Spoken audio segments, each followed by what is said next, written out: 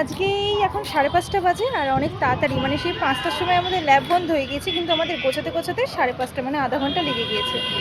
তো আমি এখন ছাদে রয়েছি, আর আমি আর বিশ্বজিৎ ভাবলাম আজকে কোথাও থেকে একটা ঘুরে আসা যাক। রোজ রোজ তো সময় হয় না, আজকে যেহেতু আমাদের দুজনের হাতেই প্রচুর টাইম রয়েছে, ওই জন্য ভাবলাম আগে অনেক জায়গায় যেতাম আমরা বিয়ের আগে ঘুরতে, তো সেইখানকার কোনো একটা জায়গায় আমরা ঘুরে আসি।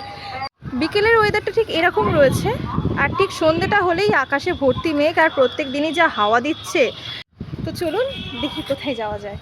বিয়ের অনেক আগে আমরা এইভাবে প্রেম করতে যেতাম, লুকিয়ে লুকিয়ে, আর আজকে কতদিন পরে এইভাবে সাইকেলে বসে এইভাবে যাচ্ছি আমরা সেই জায়গায় যেখানে আমরা প্রেম করতে যেতাম।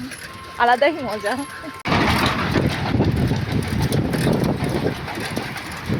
বন্ধুগণ, আমাদের যুবসাথীর টাকা ঢুকে গেছে। বিয়ের অনেক আগে এরকম রোজার মাস করে আমাদের যখনই ছুটি হয়ে যেত, তখনই আমরা এরকম চলে যেতাম এই সাইকেলটি করে। আমাকে এই ব্যক্তিটা নিয়ে যেত। আর বিয়ের পরে অনেক দিন বাদে এই প্রথম, বলো 3 বছর প্রায় হতে যাবে, পুরো ফাঁকা রাস্তা।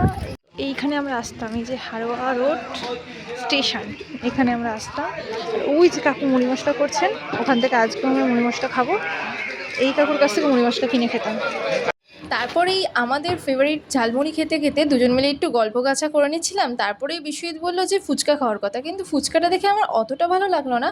ওই জন্য আমি ওকে বললাম যে চলো চা নিয়ে আসো, তারপরে বাড়ি যাই।